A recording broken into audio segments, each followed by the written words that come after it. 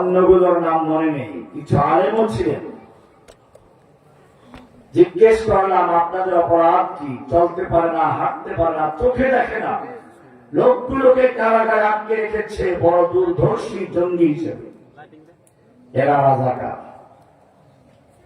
একবার আলেমকে দেখা গেল যারা পুরো তারাও রাজাকার। এর মধ্যে সাইদি সাহেব ছিলেন অন্যতম। আর যাদেরকে রাজাকার বানানো যায়নি তাদেরকে কল্পিত দল তৈরি করে সেই দলের সদস্য বানিয়ে জঙ্গি বানানো হয়েছিল।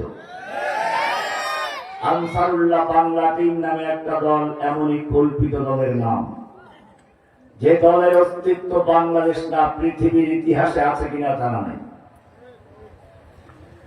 এরকম ভাবে কোরআন বলছে ওয়াজআলা আহলাহা শিয়া।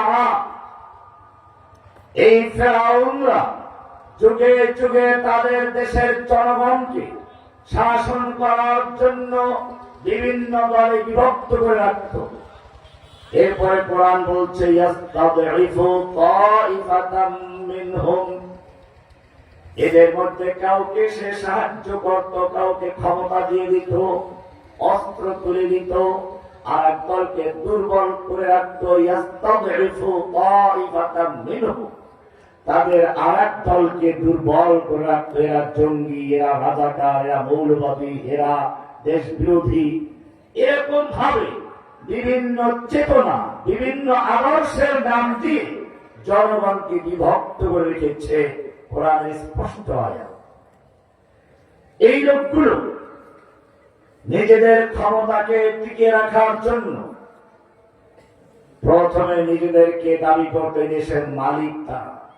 আমার বাপ দেশ স্বাধীন করে দিয়েছে। আর আমরা যে লেনি ফেরাউনকে দেখেছি সেটা শুধু বাংলাদেশের না, তার বাপ নাকি দুইটা দেশ স্বাধীন করে দিয়েছে। পাকিস্তান স্বাধীন করে দিয়েছে, বাংলাদেশও স্বাধীন করে দিয়েছে। আর লাইসা লি মুলকু মিসর, দেশটাকে আমার বাবার দেশ নয়। কোরআন সুন্দর করে চিত্র তুলে ধরেছে। এরপরে কোরআন বলছে এই লোকগুলো নিজেদেরকে এক পর্যায়ে রব বানিয়ে নেয়। فحشر فنادى فقال أنا ربكم الأعلى। মুসা আলাইহিস সালাতু ওয়াস সালাম যখন এই ফিরআউনকে দিয়ে রবের প্রতি ঈমান আনার জন্য দাওয়াত দিলেন, তখন ফিরআউন কি বলল? ফাহাশারা, সে তার দেশের জনগণকে একটা বড় মাঠে জড়ো করলো। ফানাদা, এরপরে ঘোষণা করলো আনা রাব্বুকুমুল আ'লা, আমি তোমাদের প্রধান রব। কি দাবি করেছে? রব। রব মানে কি? এমনি রব মানে প্রতিপালকের একজনে বললেন, এটাই শিখানো হয়েছে। রবের কি এই অর্থ? আজকে আমি এই বিষয়ে আলোচনা করবো না, যেহেতু গুরুত্বপূর্ণ আলোচনা আছে, তবু যেহেতু একজনের প্রতিপালক বলে ফেলেছে এই জিনিসটা একটু ক্লিয়ার করা দরকার। রব মানে খালি প্রতিপালক না। আমরা রবের ব্যাখ্যা পাই পবিত্র কোরআনে সূরা তাহার 50 নম্বর আয়াতে।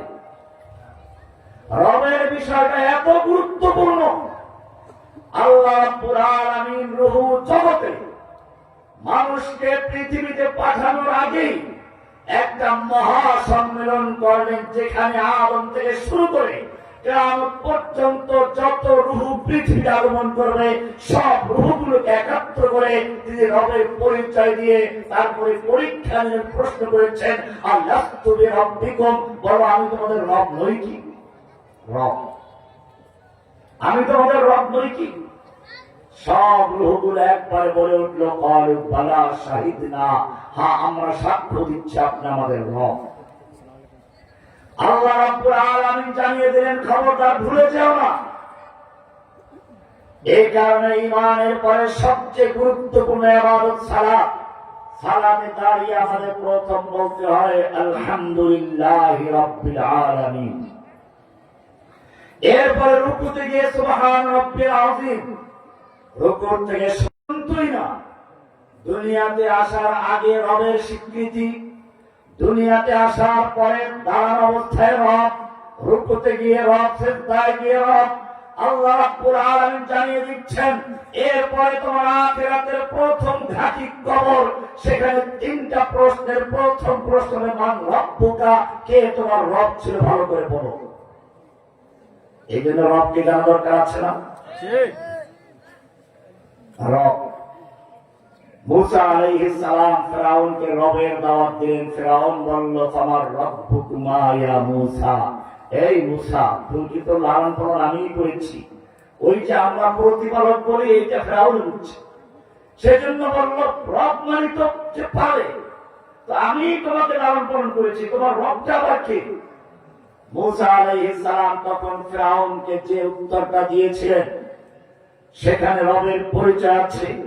আল্লাহ রাব্বুল আলামিন জানিয়ে দিলেন রব মানে খালি প্রতিপালক নন। قال ربنا الذي أعطى كل شيء خلقه ثم هدى। ও ফেরাউন, আমি যে রবের দাওয়াত দেই সেই রব তোর মতো দুর্বল রব নয়। কোটি কোটি বছর পর্যন্ত চলে গেছে পৃথিবীর ইতিহাসে, তোর কোন নাম গন্ধ ছিল না, অস্তিত্ব ছিল না। আল্লাহ লাম ইয়াকুন শাইআম মাযকুরা, তোর কোন অস্তিত্বই ছিল না, আলোচ্য কোন বিষয় ছিল না।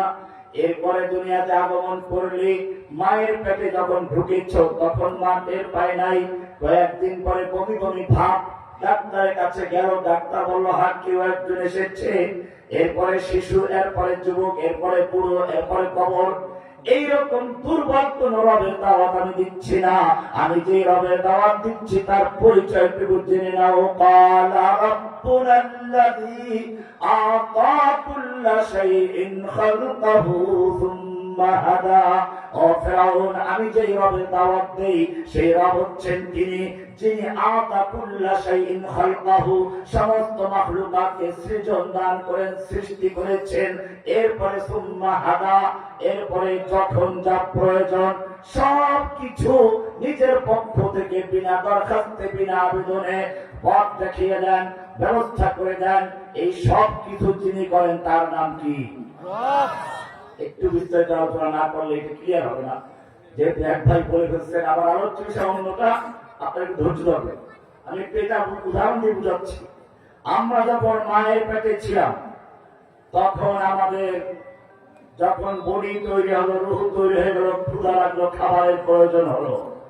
মায়ের পেটে খাবার দেওয়ার জন্য দুনিয়ার কোন খাদ্যমন্ত্রী, কোন বিজ্ঞানী পক্ষ সম্ভব ছিল না।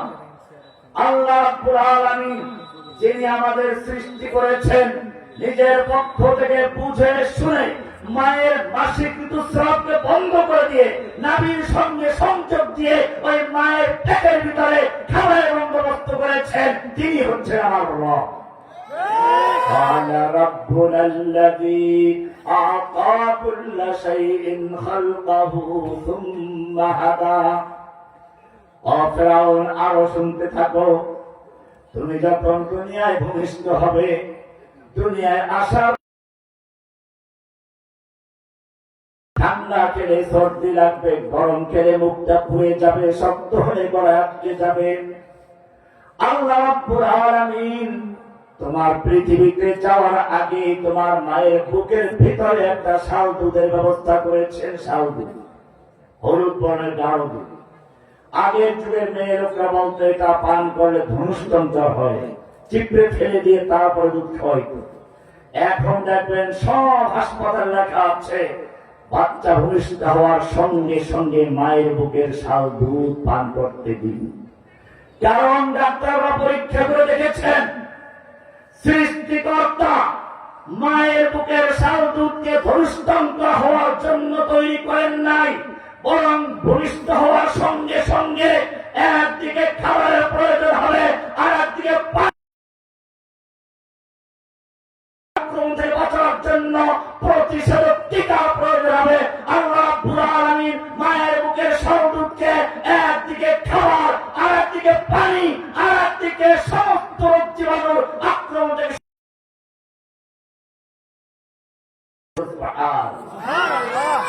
قال ربنا الذي أعطى كل شيء خلقه ثم هدى। খালকাহু সুম্মা হাদা। ও ফিরাউন, আমি যে রবের দাওয়াত দেই সেই রব এত ছোট না, খালি পালনেওয়ালা না, যিনি সৃষ্টিকর্তা। আল খালকু ওয়াল মুলকু ওয়াল আমরু, তিনটা জিনিসের সমন্বয়ে রব। কয়টা জিনিসের? আমার একটা কিতাব আছে এর উপরে, ঢাকা গেলে নিয়ে আসবেন, সাথে তো আনা সম্ভব না। এবার বিস্তারিত কিতাব আছে। আল্লাহ রাব্বুল আলামিন পরিচয় দিলেন রবের পরিচয়। আপনি বলবেন ডিমের ভিতরেও তো বাচ্চা তৈরি হয়, সেই বাচ্চা যখন ডিমের ভিতরে রূহ তৈরি হয়ে যায়, দেহ তৈরি হয়ে যায়, খাবারের প্রয়োজন হয়, খাবার কোত্থেকে আসবে? মায়ের বুকের সঙ্গে সংযোগ দেওয়া সম্ভব হচ্ছে না। আল্লাহ রাব্বুল আলামিন ওই ডিমের ভিতরে যেই বাচ্চা তৈরি করেন তার ব্যাপারেও ভালো করে জানেন। তিনি সব নিজের থেকে বন্দোবস্ত করে রেখেছেন। ডিমের ভিতরে দুইটা অংশ, একটা হচ্ছে হলুদ কুসুম, ওটা দিয়ে বাচ্চা তৈরি হয়। বাচ্চা তৈরি হওয়ার পরে যখন রূহ চলে আসে, ক্ষুধা লাগে, আল্লাহ রাব্বুল আলামিন আর ওই বাচ্চার জন্য অগ্রিম খাবার বন্দোবস্ত করে দিয়েছেন, সাদা লালাটাকে। ডিমের ভিতরে বাচ্চা সাদা সেই খাদ্য খাচ্ছে, খেতে খেতে তার ভিতরে গুদাম ফুরিয়ে গেছে। এখন কি করবে? আল্লাহ রাব্বুল আলামিন তাকে জানিয়ে দেন, তোর চতুর্দিকে যে প্রাচীর আছে এটা কোন চিরের প্রাচীর নয়, এটা সেই কাশিমপুর কারাগারে কোন কেন্দ্রীয় কারাগারের প্রাচীরও নয়, এটা হালকা একটা প্রাচীর, ঠোঁট দিয়ে ঠোকরাও। চতুর্দিকে ঠোকরাতে থাকে, ঠোকরাতে ঠোকরাতে যখন ভেঙে যায়, এবারে আল্লাহ বলে মাথা দিয়ে মারো ধাক্কা। ধাক্কা মারতে মারতে খোসাটা ভেঙে ফেলে বের হয়ে চলে আসে সাপের বাচ্চা, মুরগির বাচ্চা, কচ্ছপের বাচ্চা বেরিয়ে আসলো। এবারে তুমি একটা হাঁসের বাচ্চা আর একটা মুরগির বাচ্চাকে পানির কাছে নিয়ে যাও। হাঁসের বাচ্চা পানি দেখলে সঙ্গে সঙ্গে আনন্দে মেতে উঠবে, কি আনন্দে সাঁতার কাটতে থাকে। পক্ষান্তরে মুরগির বাচ্চা পানির কাছে নিয়ে যাও, মুরগির বাচ্চা মরতে রাজি, পানিতে নামতে রাজি না। ঠিক কিনা? কে শিক্ষা দিল মুরগির বাচ্চাকে পানি তোর জন্য উপযুক্ত নয়? কে শিক্ষা দিল হাঁসের বাচ্চাকে পানি তোর জন্য উপযুক্ত? যিনি শিক্ষা দিয়েছেন তিনি আর কেউ না, তিনি হচ্ছেন কে? আলা রাব্বুনাল্লাযী সুম্মা হাদা। আরো শুনবেন, শুরুতে এই বিষয়টা আর একটু ক্লিয়ার করে দিই। ইব্রাহিম আলাইহিস সালাম একই অবস্থায় গেলেন তৎকালীন শাসক নমরুদের কাছে। আর এক লেডি ফেরাউন নাকি হাসিনার মতো নাকি, সে একই কাহিনী। ইব্রাহিম আলাইহিস সালাম তার বাপকে দাওয়াত দিলেন, জাতিকে দাওয়াত দিলেন, শাসককে দাওয়াত দিচ্ছেন। গিয়ে বললেন আমার রবের প্রতি মানানো। নমরুদ বলল তোমার রবটা আবার কি? আমি তো রব। ইব্রাহিম আলাইহিস সালাম প্রথমে খুব খেয়াল করবেন, প্রথমে একটা দলিল পেশ করলেন যেটা একটু তুলনামূলক দুর্বল, পরীক্ষা করার জন্য দেখি তার উত্তরটা কেমন হয়। ইব্রাহিম আলাইহিস সালাম বললেন আলা রাব্বিয়াল্লাযী ইউহয়ী ওয়া ইউমীত। আমার রব হচ্ছেন তিনি যিনি জীবন দান করেন আবার মৃত্যু দান করেন, জীবন মরণের যিনি মালিক তিনি আমার রব। কি বললেন? কি বললেন? যে জীবন দান মরণ দান। নমরুদ বলল আর এটা তো আমি করি। জেলখানা থেকে হুকুম দিল, দুজন কয়েদি নিয়ে আসলো, একজনকে তলোয়ার দিয়ে দ্বিখণ্ডিত করে ফেললো, আর একজনকে ছেড়ে দিয়ে বললো যা তোকে বাঁচিয়ে দিলাম। এরপরে বললো এই তো আমি রব, একজনকে জীবন দিলাম একজনকে মরণ দিলাম, তোমার কথা মতো রব তো আমি। ইব্রাহিম ঠিক আছে, এইটাই চাচ্ছিলাম তোমার থেকে, তুমি খালি দাবি করো না, সঙ্গে প্রমাণ দিয়েছ, বাস্তবায়ন করে দেখিয়েছ। এইবারে তোমার জন্য শক্ত দলিল আসছে, এটাও তোমাকে প্রমাণ করে দেখা যাবে, দাবি করলেই চলবে না। এবারে কঠিন দলিল। قال فإن الله يأتي بالشمس من المشرق فأت بها من المغرب। আমার রবের আরেকটা পরিচয় শোনো, আমার রব প্রতিদিন সূর্যটাকে পূর্ব দিক থেকে উঠায়, পশ্চিম দিকে ডুবায়, তুই যদি পারিস তাহলে এবারে পশ্চিম দিকে উঠা, পূর্ব দিকে ডুবা। فإن الله يأتي بالشمس من المشرق فأت بها من المغرب فبهت الذي كفر। এখন কি করবে? যদি বলি এটাই তো আমি করি, করে দেখাও। আগেরটা করে দেখিয়েছো, এটাও তোমাকে করে দেখাতে হবে। فبهت الذي كفر, এই কাফেরটা হতভম্ব হয়ে গেল, আর কোন জবাব থাকলো না। সুতরাং রব হচ্ছেন তিনি যিনি গোটা মাখলুকাতকে সৃষ্টি করেছেন। সৃষ্টি করার পরে প্রত্যেকটা জিনিসকে যাকে যেভাবে স্থাপন করা প্রয়োজন তা করেছেন। এরপরে আবার যখন যা প্রয়োজন সব দিয়েছেন। আইন কানুন বিধান বলেন, সৃষ্টিকর্তা, রক্ষাকর্তা, পালনকর্তা, বিধানদাতা, এই সবগুলো মিলে সবকিছুকে বলা হয় রব। কি বলে? এক কথায় উপর থেকে নিচে যা নামে এই সবগুলো যে দেয় তার নাম কি? তার মানে কি বুঝতে পেরেছেন? সৃষ্টি করা, বৃষ্টি দেওয়া, ফসল দেওয়া, দেওয়া দেওয়া, যত দেওয়া আছে সব কিছু যে দেয় তার নাম কি? আর যে দেয় সে পায়, যে দেয় সে কি, বুঝলাম? যে দেয় সে পায়, তার মানে হচ্ছে সব যখন দেয় আনুগত্য পাওয়ার মালিক কে? এই আনুগত্যটার নাম হচ্ছে ইবাদত, এটার নাম উলুহিয়্যাত। তাই উলুহিয়্যাত মানে হচ্ছে আল্লাহ, মানে আল্লাহ হচ্ছে মানুষের পক্ষ থেকে উপরে যেটা যায়, মানে ইবাদত। ইবাদত বলো লা ইলাহা ইল্লাল্লাহ, যত ইবাদত সব মালিক কে? সিজদা করব কার জন্য? সন্তান চাবো কার কাছে? আনুগত্য করব কার? একটা কোম্পানির মালিক 10 লাখ কর্মচারী তার কারখানায় কাজ করে, মালিককে চিনে না। মালিককে এসে একদিন রাতের বেলায় বললো এইটা এমনি করো, ওটা এমনি করো। কর্মচারীর কাছে খেপে, এই পুরা তুই কে যাবে, মারার উপক্রম হয়ে গেল। এর মধ্যে ম্যানেজার ছিল, সে দৌড়ে বলল সম্মানিত কর্মকর্তা কর্মচারী, শুনুন, এই মুরব্বী ভদ্রলোক হচ্ছেন এই মহান, এই কারখানা তৈরি করা, আমাদের বেতন দেওয়া, পোশাক দেওয়া, যা কিছু বোনাস দেয় সব দেয় কে? এখন এনি যেহেতু মালিক, এখন সে যা বলবে সেটাই আইন, ওটা মানতে হবে, ঠিক কিনা? পাল্টে গেল চিত্রটা। এটাই হচ্ছে ইবাদত। এটাই কি? মালিককে চিনার পরে তার আনুগত্য করার নাম হচ্ছে কি? এটা নাম ইলাহ। এটার নাম কি? এই যে বলেন রব আর ইলাহ। রব হচ্ছে যে দেয়, ইলাহ হচ্ছে যে পায়। রব হচ্ছে উপর থেকে যা নামে, ইলাহ হচ্ছে নিচের থেকে উপরে যা উঠে। আমি কি কিছু বুঝতে পারছি? অর্থাৎ বান্দার পক্ষ থেকে আল্লাহর জন্য যা নিবেদন করা হয় সেটা হচ্ছে কি? উলুহিয়্যাত। আর আল্লাহর পক্ষ থেকে বান্দার জন্য যা কিছু দেওয়া হয় সৃষ্টির জন্য সবগুলো কি? রব। এই কারণে বলা হয়েছে প্রথমে রবকে চিনো, চিনার পরে যখন তুমি জানবে তিনি তোমার মালিক, তখন আর অন্য কারো আনুগত্য চলবে না। এই কারণে কোরআন বলে একদিকে আল্লাহ পরিচয় দিলেন রব, প্রশ্ন করবেন রব, কিন্তু নবীদেরকে বলতে দাওয়াত দাও লা ইলাহা ইল্লাল্লাহ। এটা কেমন হলো? এক গুরু বিভ্রান্তির মধ্যে পড়ে গেছে, রব্বুনাল্লাহ দাওয়াত দেব না লা ইলাহা ইল্লাল্লাহ দাওয়াত দেব।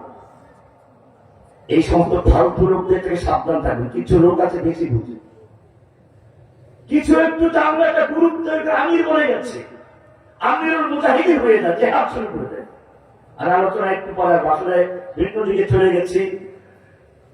তো বিষয়টা হচ্ছে এই কারণে খেয়াল রাখবেন, রব হচ্ছেন যিনি সবকিছু দেখবেন, সৃষ্টিকর্তা, রক্ষাকর্তা, পালনকর্তা, আইনদাতা, বিধানদাতা, এই সবগুলো হচ্ছে কার কাজ? রবের কাজ। এইবারে বান্দার কাজ হচ্ছে কি? সেই রবের হুকুম মেনে চলা, ব্যক্তি জীবনে, পারিবারিক জীবনে, সামাজিক জীবনে, রাষ্ট্রীয় জীবনে সব ক্ষেত্রে হুকুম চলবে কার? রবের। এই কারণে বলতে হয় লা ইলাহা ইল্লাল্লাহ। লা ইলাহা, লা মানে নেই, ইলাহ মানে কোন মাবুদ, মাবুদ আব্দুন থেকে আব্দুল 3 অক্ষরের, আব্দ মানে দাস, রব 3 অক্ষরের মানে মালিক। রব আর আব্দের সম্পর্ক হচ্ছে মূল সম্পর্ক। তুমি যখন সালাতে দাঁড়িয়ে বলছো আলহামদুলিল্লাহি রাব্বিল আলামিন, রবের প্রশংসা করছি, আল্লাহর প্রশংসা করছো, জানো সে কি, তার পরিচয় কি? তুমি বলছো আর রহমান আর রহিম মালিক ইয়াউমিদ্দিন। ঠিক আছে, তুমি রবকে চিনতে পেরেছো, বড় তার সঙ্গে তোমার সম্পর্ক নাই। এইবার বান্দা পরিচয় দেয় ইয়াকা না'বুদু, তোমার সঙ্গে আমার সম্পর্ক আব্দিয়াতের সম্পর্ক। তুমি আমার রব, আমি তোমার আব্দ। তুমি আমার রব, আমি তোমার। লা ইলাহা, নেই কোন ইলাহা, নেই কোন মাবুদ, কারো আব্দিয়াত চলবে না, কারো দাসত্ব করব না। ইল্লাল্লাহ মানে শুধুমাত্র কার গোলামি করব? লা ইলাহা মানে আমরা কারো গোলাম নই, কারো দাস নেই, কোন খাজা বাবার কারো গোলাম না, গাজা বাবার গোলাম না, ল্যাংটা বাবার গোলাম না, দরগাওয়ালার গোলাম না, দুর্গাওয়ালার গোলাম না, কোন শাসকের গোলাম না, কোন ফেরাউনের গোলাম না, কোন লেডি ফেরাউনের গোলাম না। একমাত্র লা ইলাহা বলে একটা পুরাতন বিল্ডিং রং করতে গেলে যেরকম ভাবে মানুষরা পুরাতন রংটাকে ঘষে মেজে ধুয়ে মুছে পরিষ্কার করে তারপরে নতুন রং করে, ঠিক তেমনি ভাবে একজন মুমিন যখন লা ইলাহা ইল্লাল্লাহ বলে, তার মানে হচ্ছে লা ইলাহা বলে তার মনের ভিতর থেকে যত বেউল্লাহ আছে সবগুলো নেতা নেত্রী বলো, বীর মুর্শিদ বলো, খাজা বলো, সব ধুয়ে মুছে উদ্ধার করে পরিষ্কার করে শুধু একজনকে বসাও, ইল্লাল্লাহ। শুধু কাকে? কাকে বসাবো? এটাকে আমরা করি, কোথায় করি? আমি বলতে গেলে এখন তো আর এক বিষয় ঢুকে গেলাম, একটু এটা ক্লিয়ার করি। কোরআন এটাই হচ্ছে সেই আল আমর, রবের বিধান। রবের কাজ কয়টা? মূল কাজ 3টা। কয়টা? রবের মূল কাজ কয়টা বলুন? আল খালক, সৃষ্টি করা। এটা ক্লাস করতে দাস করছে। রবের কাজ কয়টা? আল খালক, সৃষ্টি করা। 2 নম্বরে আল মুলক, মালিকানা। মালিকানা কার? এই মহান কারখানার মালিকানা কার? আর মালিকের হুকুম দেওয়ার অধিকার আছে, আইন দেওয়ার অধিকার। আইন চলবে কার? এই 3টা জিনিসের নাম রব। আল খালক, আল মুলক, আল আমর, আদেশ। এই যে আদেশ কোরআনটা, এটা হচ্ছে সেই কোরআন। এই কারণে শুরুতে বলেছে যালিকাল কিতাব লা রাইবা ফীহি, এ হলো সেই কিতাব যেই কিতাব কোনো সংশয় নেই, সন্দেহ নেই। যদি কোরআনকে বিশ্বাস করো, কোরআনকে জীবন বিধান মানতে চাও, আগে অন্তর পরিষ্কার করো। এই কোরআন ছাড়া ব্যক্তি জীবন চলবে না, পারিবারিক জীবন চলবে না, সমাজ জীবন চলবে না, রাষ্ট্র চলবে না, আদালত চলবে না, ব্যাংক চলবে না, সংসার চলবে না।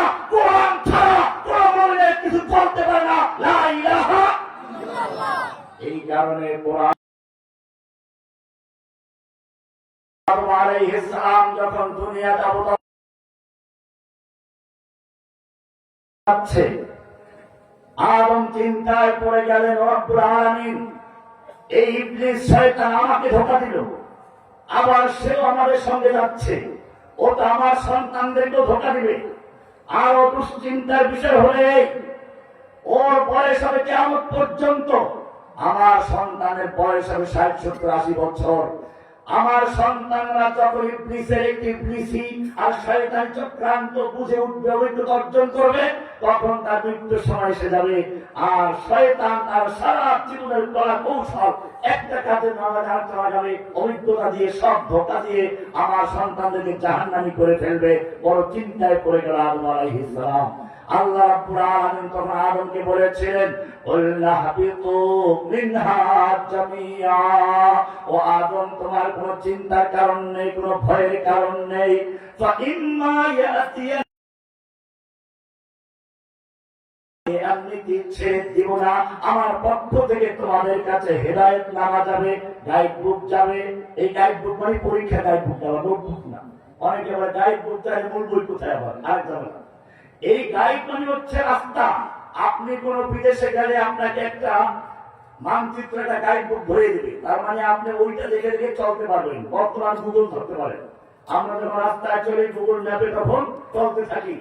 আল্লাহ সুবহানাহু ওয়া তাআলা মানব জীবনের প্রত্যেকটা অলি গলি, প্রত্যেকটা পথ চলার জন্য যেই বিধান দিয়েছেন তার নাম হুদান। তার নাম কি?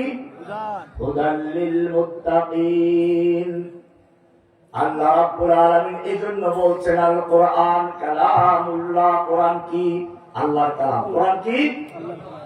আমি আপনাদেরকে গল্প শোনাবো না, কিন্তু একটু না বললে হয় না। আমাকে জেলখানায় কারাগারে একেবারে নির্জন বাসে রেখেছিল। আমার কারাগারে লোকজন আছে এখানে যারা সাথে ছিল, ওই যে আছে, আরো আছে, অনেক লোক আছে, বহু লোক আছে। তারা জানে আমাকে প্রথম 3 বছর একেবারে সম্পূর্ণভাবে নির্জন বাসে রাখা, কোনো লোক দেখারও সুযোগ ছিল না। চিন্তা করলাম, ঠিক আছে, মানুষের সাথে কথা বলতে পারবো না, কিন্তু কোরআন তো আল্লাহর কালাম। আল কোরআন কালামুল্লাহ। হাসিনা সরকারের ফ্রাউন আমাকে মানুষের সঙ্গে কথা বলা বন্ধ করে দিয়েছে, সুযোগ বন্ধ করে দিয়েছে। আল্লাহর সাথে কথা বলা আমাকে বন্ধ করতে পারবে না। আল কোরআন কালামুল্লাহ। কোরআন পড়তে শুরু করে দিলাম, সত্যি মনের ভিতরে এমন তৃপ্তি আসলো, দুনিয়ার মানুষের কথা বলার আগ্রহ থাকলো না। আল কোরআন, কোরআন কি? এই জন্য বলছে যুগে যুগে আসমানি কিতাব কাউকে দেওয়া হয়েছে, মুসাকে দেওয়া হয়েছে পাথরে লিখে খন্ড করে পরে ভেঙে করে গেছে। কাউকে কাঠের টুকরায়, কাউকে কাগজের টুকরায়, কাউকে চামড়ার টুকরায়। আল্লাহ রাব্বুল আলামিন এই কোরআনকে নাজিল করেছেন। কোথায় নাজিল করবেন? সেজন্য আল্লাহ রাব্বুল আলামিন কাঠের টুকরাকে নির্বাচন করেন নাই, ঘুন পোকায় খেয়ে ফেলবে। কাগজের টুকরাকে নির্বাচন করেন নাই, নষ্ট হয়ে যাবে। আমার পাথরের টুকরাকে নির্বাচন করেন নাই, ভেঙে চুরমার হয়ে যাবে। অথবা কেউ বাক্স চামড়ার মধ্যে দেন নাই, বাক্সবন্দি করে ওই যে পুরোহিতরা যেরকম ভাবে আসমানি কিতাবগুলো কুক্ষিগত করে রেখেছে, মানুষদেরকে তাদের দাস বানিয়ে রেখেছে। আল্লাহ রাব্বুল আলামিন এই পোপ আর পুরোহিতদের দাসত্বের শৃঙ্খল থেকে মুক্ত করার জন্য, কোরআনকে নাযিল করার জন্য একেবারে সাধারণ মানুষের কলমকে বাছাই করেছেন। আল্লাহ বলেন, ইন্না নাহনু নাযালনা যিকরা ওয়া ইন্না লাহু লাহাফিজুন।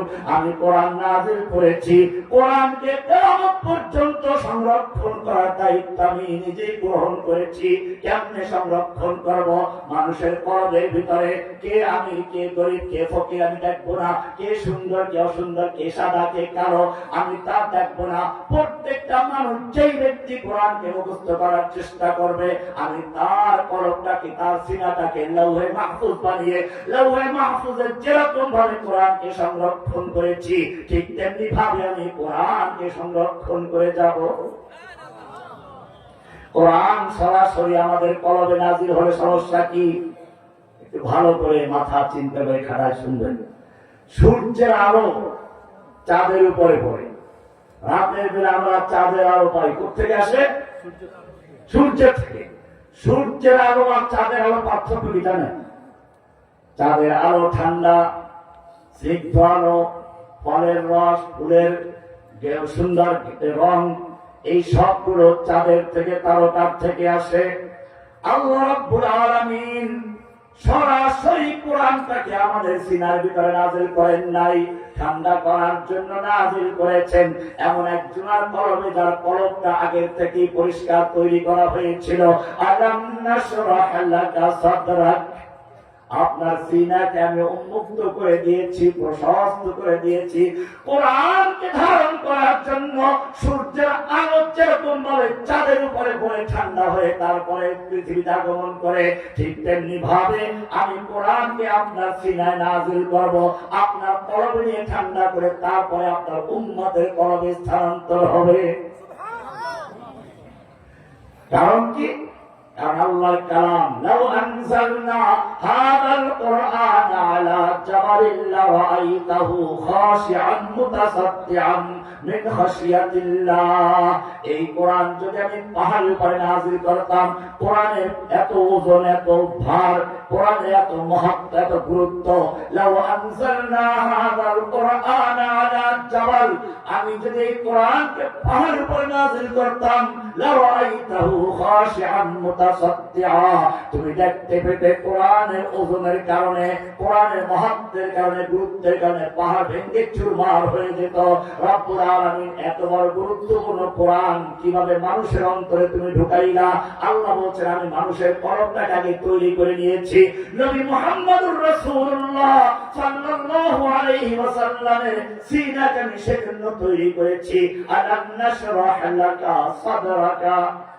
এই কারণে কোরআন যখন নাযিল হতে লাগলো, আল্লাহর নবী দ্রুত মুখস্থ করার জন্য ঠোঁট নাড়াচাড়া করতে লাগলেন।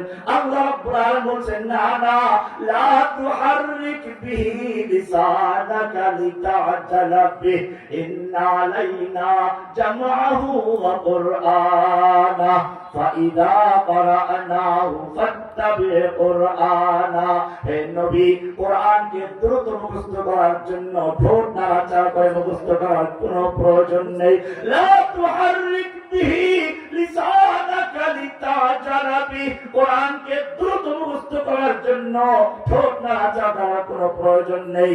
ইন্না আলাইনা জামআহু ওয়া কুরআনা, গোটা কোরআনকে নূর বানিয়ে আপনার সিনায় জমা করে দেওয়ার দায়িত্ব আমি আল্লাহ নিজে গ্রহণ করেছি। সুবহানাল্লাহ। কোরআন নূর, কোরআন কি নূর। قد جاءكم من الله نور وكتاب مبين। আল্লাহ বলছে নূর আগমন করেছে, আলো। আলো এটা কিসের আলো? ও মুসলিম, একটু চিন্তা করে দেখো, মানুষকে আল্লাহ চোখ দিয়েছেন দেখার জন্য, কিন্তু চোখ যত ভালো থাকুক, চোখ থাকলেই দেখা যাবে না। যতক্ষণ পর্যন্ত চোখের সামনে কোনো আলো না থাকবে, দিনের প্রায় সূর্যের আলো, রাতের প্রায় চাঁদের আলো, তারকার আলো, মোমবাতির আলো, বিদ্যুতের আলো, কোন প্রকার আলো যদি তোমার চোখের সামনে না জ্বলে, তোমার চোখের পাওয়ার যত ভালো হোক না কেন, তুমি কিছুই দেখতে পাবে না। ঠিক তেমনি ভাবে তোমাকে আরেকটা চক্ষু দেওয়া হয়েছে, বিবেকের চক্ষু, জ্ঞান চক্ষু।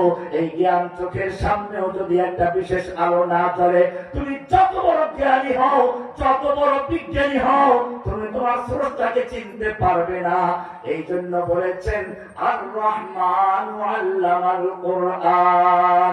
বিবেক চোখের সামনে যে আলোটার প্রয়োজন, ওই আলো সূর্যের আলো চলবে না, চাঁদের আলো চলবে না, বিদ্যুতের আলো চলবে না। ওই আলোটা হচ্ছে জাআকুম মিনাল্লাহি নূরুন ওয়া কিতাবুম মুবিন। আল্লাহর সে আলো হচ্ছে কোরআন। আলোটার নাম কি? এই কোরআন যখন শিখবে, এই জন্য কোরআনের আর রহমান সূরা দেখবেন আল্লাহ কি সুন্দর করে বলেছেন, আর রহমান আল্লামাল কোরআন খালাকাল ইনসান। আর রহমান আল্লাহর নাম, খালাকাল ইনসান আল্লামাল কোরআন, কোরআন শিক্ষা দিয়েছেন। আগে কি বলছেন? কোরআন শিক্ষা দিয়েছেন। তারপরে কি বললেন? খালাকাল ইনসান, সৃষ্টি করেছেন মানুষ। রব্বুল আলামিন, আমরা তো দেখি মানুষ সৃষ্টি হয় আগে, জন্মগ্রহণ করে আগে, তারপরে আমরা মক্তবিতে কোরআন পড়েছি, শিখেছি। আর তুমি বললা আর রহমান আল্লামাল কোরআন, শিক্ষা দিয়েছো কোরআন। খালাকাল ইনসান, সৃষ্টি করেছো মানুষ। আল্লাহ রাব্বুল আলামিন বলেন ঠিকই বুঝেছো, তুমি ঠিকই ধরেছো। আমি যদিও তোমাকে সৃষ্টি করেছি আগে, কিন্তু যতক্ষণ পর্যন্ত তোমার চোখের সামনে, বিবেকের সামনে কোরআনের আলো না জ্বলবে, যতক্ষণ পর্যন্ত কোরআনের শিক্ষা তোমার ভিতরে না ঢুকবে, অতক্ষণ পর্যন্ত চেহারা সুরাতে মানুষ হলেও তুমি মানুষ না, তুমি একটা আস্ত পশু। তোমার মধ্যে আর বাঘের মধ্যে, তোমার মধ্যে আর গরু গাধার মধ্যে কোনো পার্থক্য নেই। যখন তোমার ভিতরে কোরআনের আলো জ্বলবে, তখন তুমি মানুষ হয়ে যাবে। আর রহমান আল্লামাল কোরআন। ওমর রাদিয়াল্লাহু তাআলা ইতিহাস আপনারা জানেন, আমি সেদিকে যাচ্ছি না। এই যুগের ইতিহাস বলি, যেহেতু সাক্ষী এখানে অনেক আছে। আপনারা জানেন বুয়েটের মেধাবী ছাত্র আবরার ফাহাদ রাহিমাহুল্লাহ, আল্লাহ তাকে জান্নাতুল ফেরদাউসের মেহমান বানিয়ে দেবেন, আমিন। তাকে একজন ছাত্র পিটিয়ে মারল, রাত ভর তাকে নির্যাতন করে করে পিটিয়ে হত্যা করল। যারা হত্যা করেছিল তারাও সেই বুয়েটেরই ছাত্র, কারাগারে গেল। আমার বিল্ডিং এ তো আগেই বলেছি, আমাদের কোন লোকজন এই ধরনের কোন লোকজন দিবে না, তবে আওয়ামী লীগের লোকজন দিবে। বুয়েটের ছেলেদেরকে আমার ওই বিল্ডিং এর দোতলায় দেওয়া হলো, আমি 4 তলায়। ইচ্ছে হলো ওরা কোরআন শিখবে, আমিও রাজি হলাম। আপনারা জেলখানায় কেমনে যাবেন? আমি কামনা করি কেউ জেলখানায় যাক, যদি ওরা বের হতে পারে কোনো সময় দেখবেন 5 জন ছেলে আলহামদুলিল্লাহ পুরা কোরআনের হাফেজ হয়ে গেছে আলহামদুলিল্লাহ। বাকি সবাই কোরআন পড়তে এরা দেখেছে। এই যে ছেলেগুলো, এই ছেলেগুলোই তো ছিল হাসিনার সোনার ছেলে, যারা হিংস্র প্রাণীর মতো, বাঘ ভল্লুকের মতো মানুষকে পুড়িয়ে হত্যা করত, মানুষকে পিটিয়ে হত্যা করত, খুন করত, ধর্ষণ করত।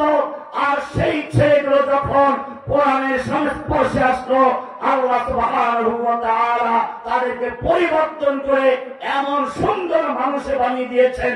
এখন তারা জেলখানায় বসে সেই আবরার ফাহাদের জন্য রোজা রাখে, তার জন্য দোয়া করে, তারা তাহাজ্জুদ পড়ে, কোরআন মুখস্থ করে। এইভাবে কোরআনের সংস্পর্শে আসার পরে আল্লাহ সুবহানাহু ওয়া তাআলা ঠিকই তাদেরকে সোনার ছেলে বানিয়ে দিয়েছে।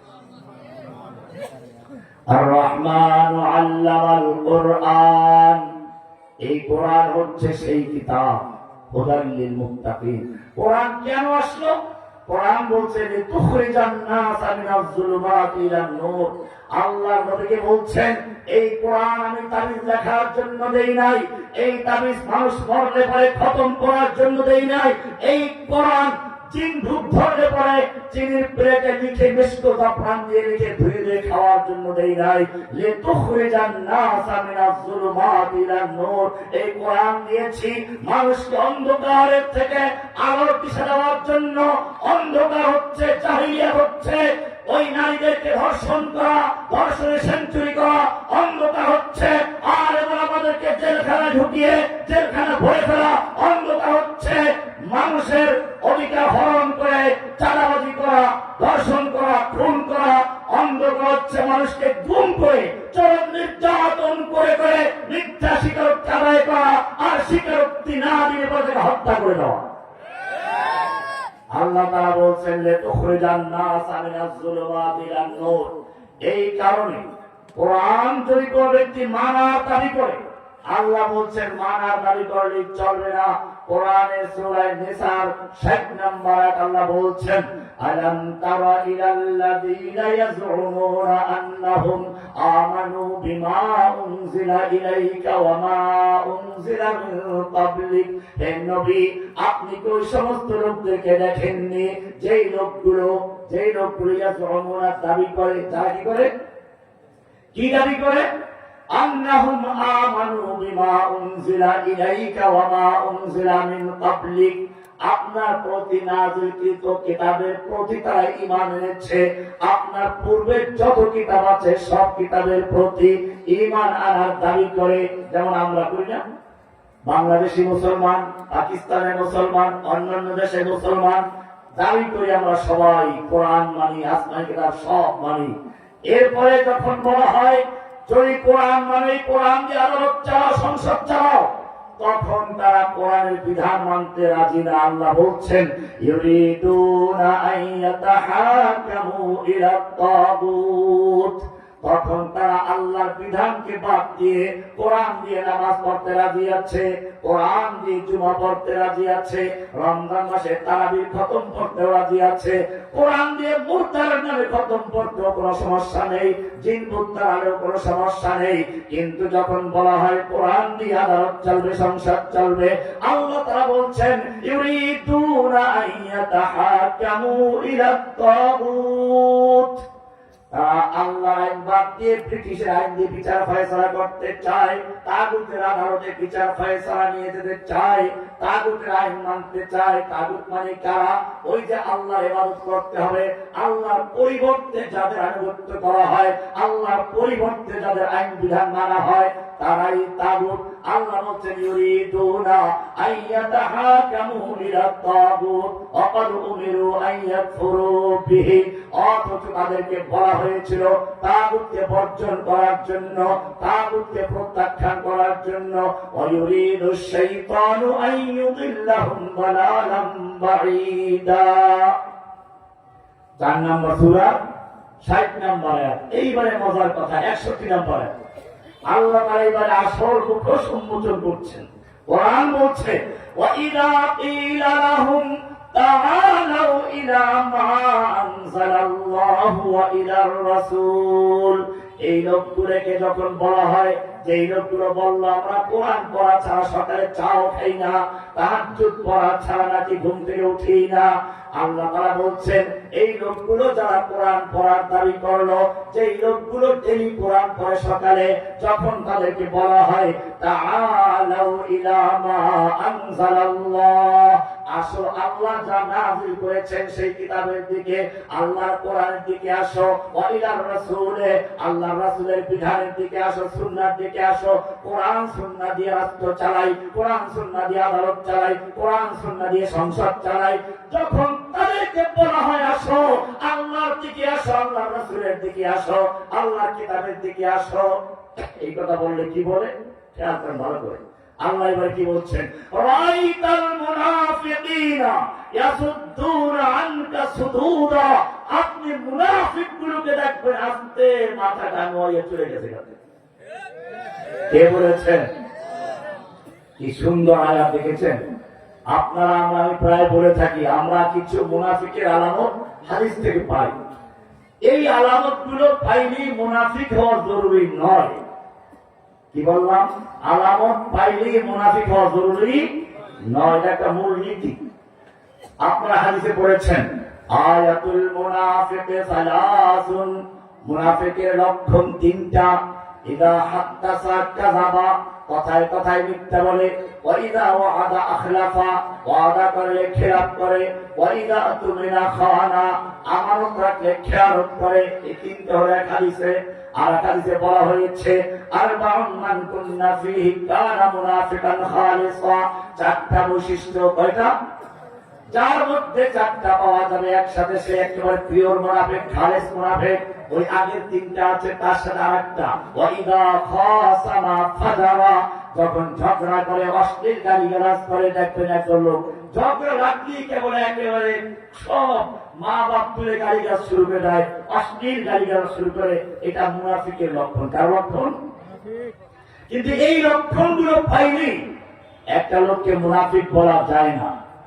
এটা এরকম আলামত বলে, লক্ষণ বলে। কাকে ভালো করে শুনুন, লক্ষণ যদি না বুঝেন তাহলে দেখা যাবে এক একজন এক একটা লক্ষণ দিয়ে বসে, ইমাম মাহাদি হয়ে গেছে, কেউ ইমাম মাহমুদ দাবি করলো, এক একজন এক একটা দাবি করে বসে আছে, কেউ নিজে দাজ্জাল দাবি করতে পারে। এই জন্য মনে রাখতে হবে। আমি একটা উদাহরণ দিই।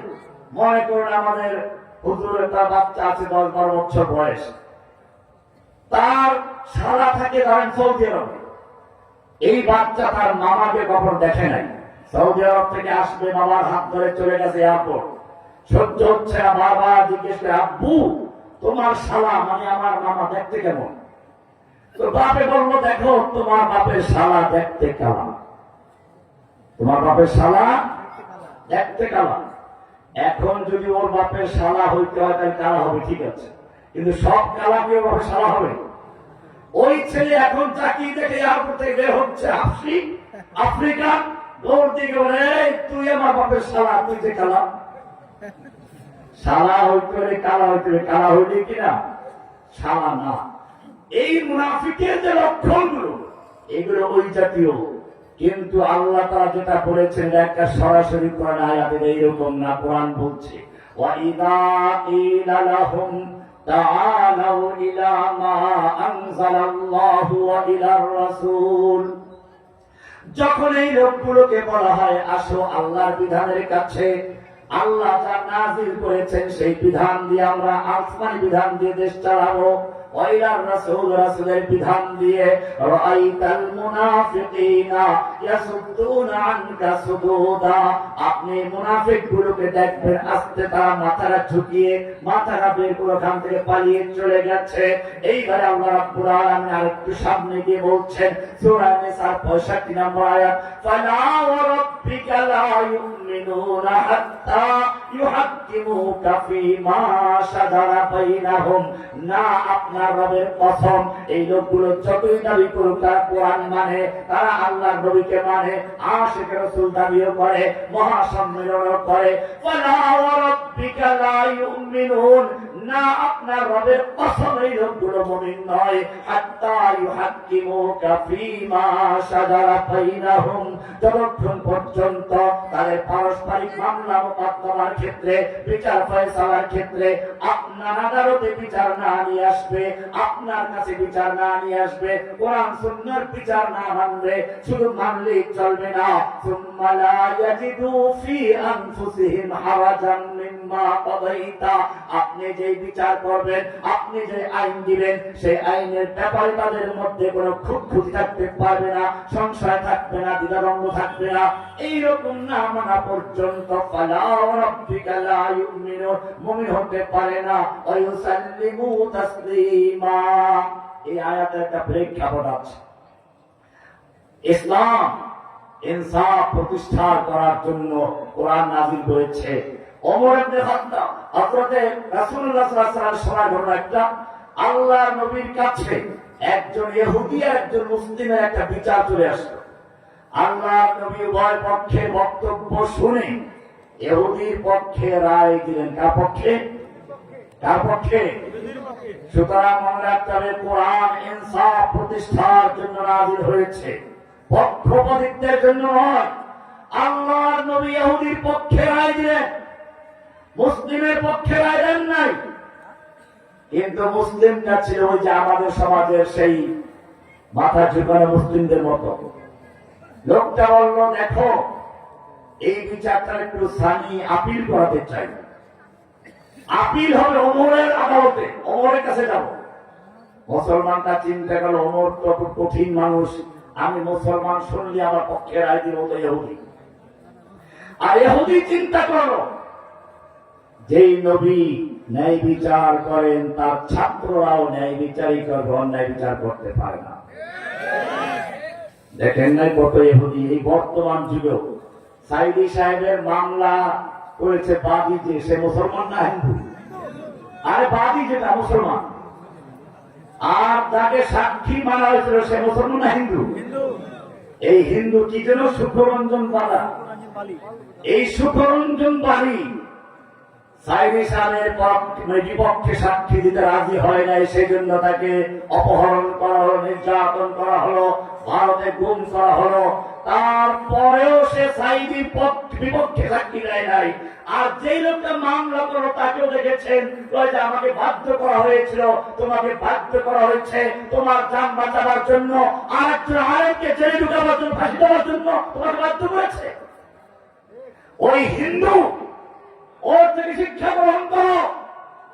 এইরকম হিন্দু আর এইরকম মুনাফিক মার্কা মুসলমান আগেও ছিল। আল্লাহর নবীর যুগে এরকম একটা মামলা আসলো, নবী উভয় পক্ষের বক্তব্য শুনে ইহুদির পক্ষে রায় দিলেন। এই মুসলিমটা করলো, ওমরের কাছে বিচার নিয়ে গেল। হিন্দু মানে ইহুদি চিন্তা করলো, আমার আপত্তি নেই, চলো যেই নবী ন্যায় বিচার করে তার ছাত্র ন্যায় বিচারই করবে, চলো আমরা চাই। এবারে মুসলিমটা গিয়ে অভিযোগ দিল, বিচার দিল, আর বললো আমি মুসলিম। ও ইহুদি, ইহুদি বলল, শোনো ওমর, এই বিচারটা তোমার নবীর কাছে গিয়েছিল, নবী উভয় পক্ষের বক্তব্য শুনে আমার পক্ষে রায় দিয়েছেন, তোমার এই মুসলিম ভাই সেই রায় মানতে রাজি হয় নাই। ওমর বলেন, আচ্ছা তাই নাকি, এবারে অপেক্ষা করো। ঘরে গেলেন, উন্মুক্ত তরবারি নিয়ে আসলেন, খোলা তরবারি। এরপরে সে সোজা বললেন, আল্লাহর নবীর বিচারের পরে যেই ব্যক্তি ওমরের কাছে আসে বিচারের আপিল করার জন্য, তার আপিলের রায়টা এইভাবে দেওয়া হয়, এবারে তরবারি দিয়ে আঘাত দিয়ে খণ্ডিত করে ফেললেন। কিন্তু ব্যাপারটা কিন্তু শেষ না। ওই লোকের আত্মীয় স্বজন ভাই বন্ধু যারা আছে চলে গেছে আল্লাহ নবীর কাছে, ইয়া রাসূলুল্লাহ, যদি কোনো বিচারের আপিল করা হয় তাকে হত্যা করা যায় কিনা? বিচারের আপিল করলে হত্যা করা যায় না? আল্লাহ রাসূল না, তা তো করা যায় না। তাহলে আপনার সাহাবী ওমর আমাদের ভাইকে হত্যা করেছে, তার কাছে আপিল নিয়ে যাওয়ার কারণে আল্লাহ নবী চিন্তা করে বারবার বলতে লাগলেন, ওমর কি এই কাজটা করতে পারলো? আল্লাহ রাব্বুল আলামিন তখন আয়াত নাযিল করলেন, ফালা ওয়া রাব্বিকা লা ইউমিনুন, ফালা ওয়া রাব্বিকা লা ইউমিনুনা হাত্তা ইউহাক্কিমুকা ফীমা শাজারা বাইনাহুম। হে নবী, ওমর যে লোকটাকে হত্যা করেছে, যেহেতু সে নামধারী মুসলিম, আল্লাহর বিধান, আল্লাহ রাসূলের বিধান সাধারণ আপিলের মতো নয়। এই যে আজকে রায় দিল যে আদালত, এই আদালত সাধারণ আদালত না। এখানে তিনজন বিচারক বসে একসাথে। তাই সাধারণ আদালতের রায় আর এই রায়টা একরকম না। আল্লাহ রাসূল যখন কোন বিষয়ে ফয়সালা দেন, সিদ্ধান্ত দেন, সেটা অন্য লোকদের মতো না। কোরআন বলছে, ওমা কানা লিমুমিনিন ওয়ালা মুমিনাতিন ইযা ক্বাদাল্লাহু ওয়া রাসূলুহু আমরান। আল্লাহ এবং আল্লাহর রাসূল যখন কোন বিষয়ে সিদ্ধান্ত দেন, ইযা ক্বাদাল্লাহু ওয়া রাসূলুহু আমরান, যখন আল্লাহ এবং আল্লাহর রাসূল কোন ব্যাপারে সিদ্ধান্ত দেন, আল্লাহ তাআলা বলছেন, তখন ওমা কানা লিমুমিনিন ওয়ালা মুমিনাতিন, কোন মুমিন পুরুষ হোক চাই নারী হোক, ইযা ক্বাদাল্লাহু ওয়া রাসূলুহু আমরান, আল্লাহ এবং আল্লাহর রাসূল যখন কোন সিদ্ধান্ত দেন, আইয়াকুনা লাহুমুল খিয়ারাতু মিন আমরিহিম, তাদের নিজেদের ব্যাপারে তাদের কোনো ইখতিয়ার থাকবে, তাদের কোনো স্বাধীনতা থাকবে। আল্লাহ রাসূলের আইনে বিরাট চলবে না। ওমাইয়া আসিল্লাহ ওয়া রাসূলহু ফাকাদ দাল্লা দালালান বাঈদা, সূরা আহজাবের 36 নম্বর আয়াত। আল্লাহ তাআলা পরিষ্কার করে দিলেন, পরিষ্কার জানিয়ে দিলেন, ওমর তাকে হত্যা করেছে, সে মুমিন থাকে নাই, মুরতাদ হয়ে গেছে। আমান দাত্তারা দীন হকতুলুহু, আর মুরতাদের সাথে হত্যা করে দেওয়া ওমর ঠিকই করেছে। এজন্য মনে রাখতে হবে, আল্লাহর বিধান কোরআন, এই কোরআনের বিধান কারো পরিবর্তন করার কোনো সুযোগ নেই। কোরআন বলছে মদ হালাল না হারাম? হারাম করেছে কে? সূরা মায়দার 90-91 নম্বরে বলা আছে, ইন্নামাল খামরু ওয়াল মাইসির ওয়াল আনসাব ওয়াল আজলাম রিজসুম মিন আমালিশ শাইতান ফাজতানিবুহু। হে ঈমানদারগণ শোনো, নিশ্চয় মদ, জুয়া, মূর্তি, লটারি এগুলো শয়তানের কাজ, সম্পূর্ণভাবে বিরত থাকো। পরে আগে বলছেন, ইন্নামা ইউরিদুশ শাইতানু আন ইউকিআ বাইনাকুমুল আদাওয়াতা ওয়াল বাগদাআ, তোমাদের মধ্যে শত্রুতা সৃষ্টি করে, ঘৃণা সৃষ্টি করে, বিদ্বেষ সৃষ্টি করে। বোঝা গেল মদ, জুয়া হারাম করেছে আল্লাহ সুবহানাহু ওয়া তাআলা। কেন? সমাজের বিশৃঙ্খলা দূর করার জন্য, মানুষের ভ্রাতৃত্ব নষ্ট করে মদ জুয়ার মাধ্যমে লাইসেন্স দিয়ে দেয়। অমুসলিম পরিষ্কার জেনে রাখো, যেই ব্যক্তি আল্লাহর হারামকৃত মদকে লাইসেন্স দিয়ে হারাম করে দেয়, তারা মুসলমান না কাফের? পরিষ্কার কাফের হয়ে যায়। এখানে কোনো কিছু চিন্তা করে, সমস্ত ওলামায়ে কেরামদের একমত, এখানে কোনো দ্বিমত নাই কারো। এমনি মদ খাইলে কাফের হয় না। খুব ভালো করে খেয়াল রাখবেন। একটা হচ্ছে গুনাহে কাবীরা, মদ খায় কিন্তু সে জানে এটা হারাম, বিশ্বাস করে হারাম। একজন লোক রোজা রাখে না কিন্তু বিশ্বাস করে রোজা আল্লাহর হুকুম, বিধান, ফরজ। এই লোকটা কাফের না, এটা গুনাহে কাবীরা করেছে। কিন্তু যদি কোনো ব্যক্তি মদকে হালাল মনে করে, অথবা নিজে হালাল করে দেয়, বৈধ লাইসেন্স করে দেয়, সে ব্যক্তি আর ওই মদ খাওয়া একরকম না। সে ব্যক্তি মদকে বৈধ মনে করার কারণে, আল্লাহ হারামকৃত বস্তুকে হালাল করার কারণে সে কাফের হয়ে যায়। এক্ষেত্রে কোন আলেমদের কোনো দ্বিমত নেই। যত মাসলাক, হানাফি, শাফি, হাম্বলি, মালিকি, সালাফি, দেওবন্দি, বেরলভী, সমস্ত ওলামায়ে কেরামদের একই মত, মান ইস্তাহাল্লা মাহারিমাহু, আল্লাহর হারামকৃত বস্তুকে যদি কোনো ব্যক্তি হালাল করে, সে ব্যক্তি মুমিন থাকতে পারে না। আল্লাহর নবী মক্কা বিজয় করেছেন। মক্কা বিজয়ের 3 দিনের মাথায়, কয় দিনের মাথায়? মক্কা বিজয় করে মাত্র 3 দিন গেছে, এর মধ্যে মক্কা একটা চুরির ঘটনা ঘটে গেছে। চুরিটাও করে যেটা বনু মাখজুম, আবু জাহেলের বংশ, যেটা ওই বংশের এক মেয়ে চুরি করেছে। সবাই চিন্তায় পড়ে গেল। মক্কা বিজয়ের পরে প্রথম ঘটনা, এই মহিলা যদি হাত কাটা যায় তাহলে কুরাইশ বংশের বদনাম হয়ে যাবে। কাজে নবীর কাছে একটু সুপারিশ করা প্রয়োজন, যাতে করে কমপক্ষে এই হাতটা না কাটা যায়। কিভাবে সুপারিশ করা যায়? এজন্য সবাই চিন্তা করলো, আল্লাহর নবীর তো নিজের কোন সন্তান, পুত্র সন্তান ছিল না, কিন্তু পালক পুত্র ছিল যায়েদ ভারত পুত্রের একটা পুত্র ছিল, নাতি, আল্লাহ নবীর নাতি উসামা। আল্লাহ নবী খুব আদর করতেন সবাইকে, তাকে ধরলো, উসামা তোমাকে একটু সুপারিশ করতে হবে আল্লাহ নবীর কাছে। কি সুপারিশ? একটা চুরির ঘটনা ঘটে গেছে। চুরিটা করেছে মক্কা সম্ভ্রান্ত বংশ বনু মাখজুমের এক মহিলা। এই মুহূর্তে যদি মহিলার হাত কাটা যায়, কুরাইশ বংশের বদনাম হয়ে যাবে, নবীর বংশ কুরাইশ বংশ একটু প্রচারিত। তারপরে আরো তেল দিল, যদি এই মহিলার হাত কাটা যায়, আল্লাহ না করুন এই লোকের নও-মুসলিম, এই মাত্র মক্কা বিজয় হয়েছে, মাত্র 3 দিন হলো তারা ইসলাম কবুল করেছে, আবার সব মুরতাদ হয়ে যায়, তাই সব বিবেচনা করে তারপরে লোকটা তো মহিলা, তাকে ফাঁসি না দিয়ে পাওয়া যায়, কিন্তু এখানে আজকে তারাই হয়েছে। ইচ্ছা ছিল ওই যে আলোচনা করবো কিছু একদিন, যাই হোক। এখন যদি এই বিচার করা হয় তাহলে তো বংশ বদনাম হয়ে যাবে। ওসামা চিন্তা করেন সমস্যা কি, নবীর সাথে কত কথাই বলি, দাদা যান, এটাও বলবো, অসুবিধা কি? দাদার কাছে গেল, সুন্দর করে বলল, ইয়া রাসূলুল্লাহি, একটা চুরির ঘটনা ঘটে গেছে। চুরিটা করেছে মক্কার সম্ভ্রান্ত বংশ বনু মাখজুমের একটা মহিলা। এই মহিলাটার নামটাও আবার আপনার মেয়ে ফাতেমার নামের নাম, বংশ আপনার, মেয়েটার নামটাও আপনার মেয়ের নামের নাম। যদি এই মুহূর্তে হাত কাটা যায়, কুরাইশ বংশের বদনাম হয়ে যাবে, আপনার বংশের বদনাম হয়ে যাবে।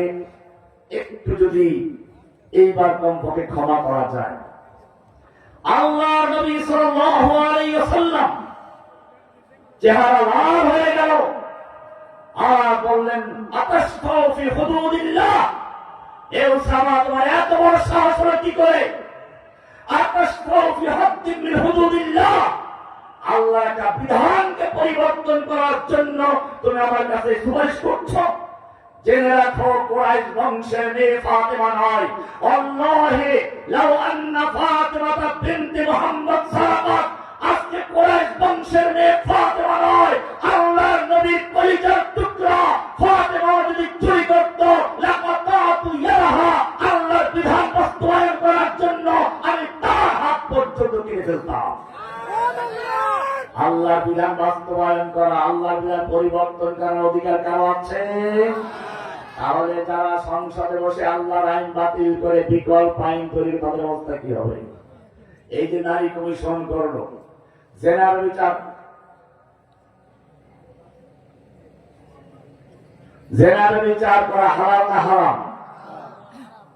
হারাম করেছেন কে? কোরআন বলছে, আয-যানিয়াতু ওয়াজ-যানি ফাজলিদু কুল্লা ওয়াহিদিন মিনহুমা মিয়াতা জালদা। ব্যভিচারী আর ব্যভিচারী পুরুষ হোক নারী হোক, অবিবাহিত হলে তাকে 100 জালদা মারতে হবে, তাকে দৌড়া মারতে হবে। বিধানটা কার? বিবাহিত হলে পাথর ছিল হত্যাকার বিধান, বুখারী সহ হাদিসে সব কিতাবই আছে। বিধানগুলো কার? জেনার বিচার হারাম করেছেন কে? এখন যদি কোন ব্যক্তি বেশ্যাপাড়ায় লাইসেন্স দিয়ে বেশ্যাপাড়াকে যৌন কর্মী খেতাব দেয়, জেনার বিচারকে বৈধ করে দেয়, তাদের চিকিৎসা পর্যন্ত ফ্রি করে দেয়, অমুসলিম চিৎকার দিয়ে বলো, সে কি মুসলমান না কাফের? কোরআন পরিষ্কার বলেছে, আল্লাহু ইয়াহকুমু লা মুআক্কিবা লিহুকমিহি, আল্লাহ বিধান দেন, আল্লাহর বিধানকে পশ্চাতে ফেলে দেওয়া, আল্লাহর বিধানকে পরিবর্তন করার অধিকার কারো নেই। বিধান দেওয়ার মালিক কে? আলা লাহুল খালকু ওয়াল আমরু, সৃষ্টি যার, আইন চলবে কার? আল্লাহ রাব্বুল আলামিন পরিষ্কার করে দিলেন। এখন দুশমনরা এইগুলোকে ভয় দেখায়, ইসলাম আসলে চোরের হাত কাটা যাবে। এই যে একটু আগে রহমানি বলল, মক্কা বিজয়ের পরে আল্লাহর নবী ক্ষমা করেন নাই। ও মুসলমান, ভালো করে শুনুন, এই চোরের হাত কাটার বিধান কখন কোন অবস্থায় ইসলাম দিয়েছে, ভালো করে জেনে বুঝে আমল করবেন। আল্লাহ রাব্বুল আলামিন কোরআনে নীতি ঘোষণা করেছেন, ইন্নাল্লাহা ইয়া'মুরু বিল আদল, আল্লাহ তাআলা ন্যায় বিচারের জন্য আদেশ করেন। ন্যায় বিচার কাকে বলে? ন্যায় বিচার ব্যাখ্যা অনেক লম্বা। আপনারা জানেন আদালত বলে, আমাদের বিচার বলে আদালত, আদালতে আদল থেকে আল্লাহ নিজে ইনসাফ প্রতিষ্ঠা করেন, ইনসাফ ভিত্তিক আইন দিয়েছেন। ইসলাম যখন যাকাত ভিত্তিক অর্থ ব্যবস্থা চালু করেছে, এখন আর কোন গরিব নেই, চুরি করার কোন প্রয়োজন নেই। তখন এই বিধান দিয়েছে, এখন যদি কোনো ব্যক্তি চুরি করে তার হাত কেটে দাও। এর বাস্তব প্রমাণ হচ্ছে ওমর রাদিয়াল্লাহু তাআলা আনহু যখন খলিফাতুল মুসলিমিন, দেশে একটু অভাব দেখা দিল, তিনি সকল বিচারকদের কাছে রাষ্ট্রীয় ফরমান জারি করলেন, প্রজ্ঞাপন জারি করলেন, এখন থেকে যদি কোনো চোর ধরা পড়ে আর জানা যায় সে পেটের তাড়নায় চুরি করেছে, তার হাত কাটবে না। ওমর কি ক্ষমতা রাখেন আল্লাহর বিধান পরিবর্তন করার জন্য? ওমর তো অধিকার নেই। ওমর কি করে এটা বললেন? কারণ হচ্ছে ওমর ভালো করেই জানেন আল হুদুদ ওয়াল কিসাস তানদারিউ বিশুবহাত। ইসলাম চোরের হাত কেটে বিধান দিয়েছে তখন যখন অন্ন, বস্ত্র, বাসস্থান, শিক্ষা, চিকিৎসা সব কিছুর ব্যবস্থা ইসলাম করে বিধান দিয়েছে। কিন্তু যখন দুর্ভিক্ষ দেখা দেয়, নিজের দুধের বাচ্চা যদি ক্ষুধার কারণে কাঁদতে থাকে আর সেই সময় মা বাপ কষ্টে সহ্য করতে না পেরে চুরি করে বাচ্চাগুলি খাবার তুলে দেয়, আল্লাহ এই চোরের হাত কাটতে বলেন নাই। ওমর রাদিয়াল্লাহু তাআলা আনহু সেটাই জানিয়ে দিলেন, চোরের হাত কাটার বিধান ওই পেঁয়াজ চোর, তেল চোর, লবণ চোরদের জন্য নয়। ইসলামের চোরের হাত কাটার বিধান হচ্ছে ওই সমস্ত ভিআইপি চোরদের জন্য, যারা মন্ত্রী, এমপি হয়ে, সচিব হয়ে, বড় বড় অফিসের সরকারি কর্মকর্তা হয়ে কোরআনের খোঁচায় দেশের সমস্ত ব্যাংকগুলো খালি করে, রাজস্ব খালি করে, চুরি করে বিদেশের বেগম পাড়ায়, এমনকি তাদের নেত্রী যখন দেশ থেকে পালিয়ে যায়, কোন লোকজনকে না বললেও তার টাকার বস্তা ব্রিফকেস ভরে ভরে এদেশ থেকে নেওয়ার জন্য ভুলে যায় না। এইরকম ভিআইপি চোরদের হাত কাটার জন্য ইসলাম বলেছে, আস-সারিকু ওয়াস-সারিকাতু ফাকতাউ আইদিয়াহুমা। চোর চাই নারী হোক পুরুষ হোক, ওদের হাত কেটে দাও। এই বিধান কার জন্য? পেঁয়াজ চোরের জন্য, শীত চোরের জন্য, শীত কাটা চোরের জন্য, পেঁয়াজ চোরের জন্য। এইটা হচ্ছে ভিআইপি চোরদের জন্য। সেজন্য মনে করতে হবে আল্লাহ সুবহানাহু ওয়া তাআলা যে বিধান দিয়েছেন, প্রত্যেকটা বিধান যদি আমরা ব্যাখ্যা করতে চাই তাহলে অনেক সময় লেগে যাবে। মেয়ে লোকদেরকে কেন অর্ধেক সম্পত্তি দিল? আল্লাহ আপনাদের মাস্টাররা রুমাল চলে গেছে, আপনারা এই বড় মাহফিল, এত সুন্দর আয়োজন সাহায্য করবেন, আলোচনা শুনতে থাকেন আর পকেটে হাত দিয়ে দাদা পারেন কিন্তু থাকেন। আল্লাহ সুবহানাহু ওয়া তাআলা বিধান দিয়েছেন, বিধান দেওয়ার মালিক কে? মেয়ে লোকদের কেন অর্ধেক দিল? এই নিয়ে একটা বড় প্রশ্ন। কিন্তু মনে রাখতে হবে, সমান সমান দিলে সব জায়গায় ইনসাফ প্রতিষ্ঠা হয় না। ইসলাম বলে ইনসাফ প্রতিষ্ঠার জন্য। আপনি মনে করে একটা উদাহরণ দিয়ে পরিষ্কার হয়ে যাবে। মনে করুন আমি ডায়াবেটিস রোগী, সকালে নাস্তায় 2টা রুটি খাই। আবার মনে করেন একজন বাচ্চা সে 1টা রুটি খায়, আবার একজন টাকরা যুবক সে 3টা রুটি খায়। আপনি সকালবেলা 3 জনকে একসাথে বসালেন, এরপরে সমান সমান দিবেন। এখন যদি আমার ডায়াবেটিস রোগীর দিকে খেয়াল করেন, সবাইকে 2টা করে দেন, বাচ্চার একটা বেশি হবে আর যুবকের একটা কম হয়ে যাবে। যুবকের দিকে লক্ষ্য করে সমান দিলে 3টে করে দিলেন, আমার একটা বেশি হবে, বাচ্চা 2টো বেশি হয়ে যাবে। বাচ্চা দিকে লক্ষ্য করে 1টা করে দিলে বাচ্চার 2টো বেশি হবে, আমার একটা বেশি হবে। ইনসাফ হচ্ছে এখানে এই, সমান নয়, যার যেটা প্রয়োজন, যার যেটা দরকার তাকে তা দেওয়া। আল্লাহ সুবহানাহু ওয়া তাআলা কোরআনের সূরা নিসা 11 নম্বরে বলেছেন, ইউসিকুমুল্লাহু ফি আওলাদিকুম লিযযাকারি মিসলু হাযযিল উনসায়াইন। আল্লাহ রাব্বুল আলামিন তোমাদের ওসিয়ত করছেন, একজন পুরুষ 2জন নারীর সমান সম্পত্তি পাবে। আইনটা দিয়েছেন কে? কেন দিয়েছেন? পরে যদি কোনো ব্যক্তি আল্লাহর আইনের উপর আপত্তি করে, প্রশ্ন করে, আল্লাহ নারীদের কেন অর্ধেক দিলেন, অমুসলিম চিৎকার মেরে বলো সেই ব্যক্তি মুসলমান না কাফের। সূরা নিসা 65 নম্বর আগে বলেছি, আল্লাহর আইনের ব্যাপারে যদি কারো কোনো দ্বিধাদ্বন্দ্ব থাকে, সংশয় থাকে, খুঁতখুঁতি থাকে, আল্লাহ পরিষ্কার করে বলেছেন, হরফ করে বলেছেন, ফালা ওয়া রাব্বিকা লা ইউমিনুনা। না ওরা যতই দাবি করুক ওরা মুমিন, খবরদার ওরা মুমিন নয়। ফালা ওয়া রাব্বিকা লা ইউমিনুনা হাত্তা ইউহাক্কিমুকা ফীমা শাজারা বাইনাহুম। মুমিন হতে পারে না। প্রশ্ন হচ্ছে আল্লাহ নারীদেরকে অর্ধেক দিলেন কেন? এটা খুব ভালো করে শুনুন। মনে করুন আপনার একটা ছেলে, একটা মেয়ে, এই 2টা রেখে আপনি মারা গেলেন, আপনার নগদ ক্যাশ 3 লক্ষ টাকা আছে। 3 লক্ষ টাকা আপনার ছেলে কোরআনের ভাগ অনুযায়ী পাবে 2 লাখ, মেয়ে পাবে 1 লাখ। দুজনের বিয়ে বয়স হয়ে গেল। এবারে ছেলে বিয়ে করলো, স্ত্রীকে দিলে 1 লাখ টাকা মোহরানা, আছে তার 1 লাখ। স্ত্রী নিয়ে আসলো, ঘরে কাপড় চোপড় সব স্বামীর দায়িত্বে।